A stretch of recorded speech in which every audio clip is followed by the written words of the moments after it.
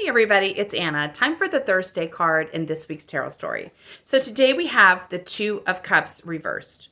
So cups are connected to the heart. They're about your intuitive wisdom, connecting with other people, and also finding emotional fulfillment. And the number 2 is the second step in a 10 card trajectory, and it is the rooting in step. So the first step in the trajectory is planting the seed. The second step is giving the seed time to dig into its roots. And this is an important step, although it's underground, which means you can't see it. And the mind sometimes struggles with things when they go underground because it can't see it. So this is a resting phase. The 2 is a resting phase in the trajectory, an integration. And we have to make time for that, because if you don't let the seed dig in the roots, then if the plant even comes up, it won't be a stable plant, right? You won't have anything sustainable because the roots failed to dig themselves to the ground.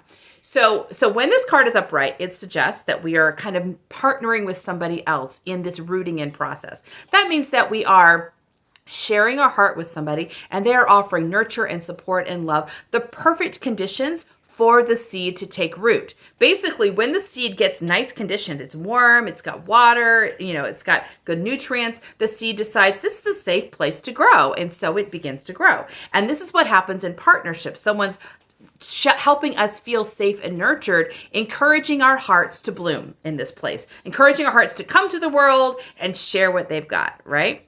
When the card is reversed, I often think it suggests to us that we are to offer this kind of nurture and safety to ourselves.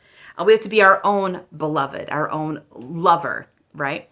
And that means we have to be tender and kind and loving to ourselves and encouraging ourselves that we are loved exactly as we are, and giving ourselves whatever support we need to feel safe and secure, to feel like you're willing to bloom into the world.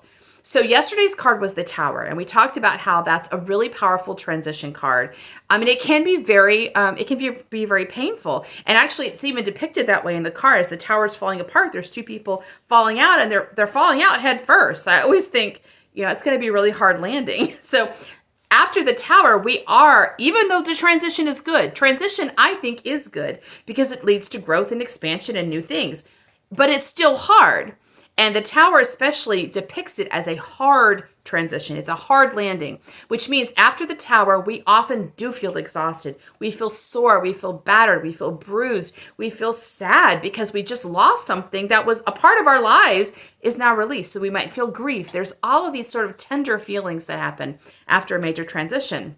And so the 2 of Cups would say, yes, feel out your feelings. Take care of yourself. Be gentle and loving to yourself in this tenderness. Because when you offer yourself love and kindness and gentleness, you're encouraging your heart that it is safe. It is safe to come out of the seed state, out of the rooted state into the world.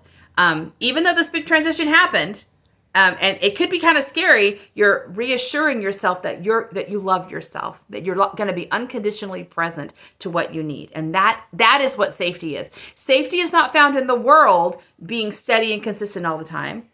Monday's card was Wheel of Fortune. We talked about how things are always changing. We can't find safety there. We find safety in how we love ourselves, how we treat ourselves. That's the 2 of Cups. That's the rooting in we want.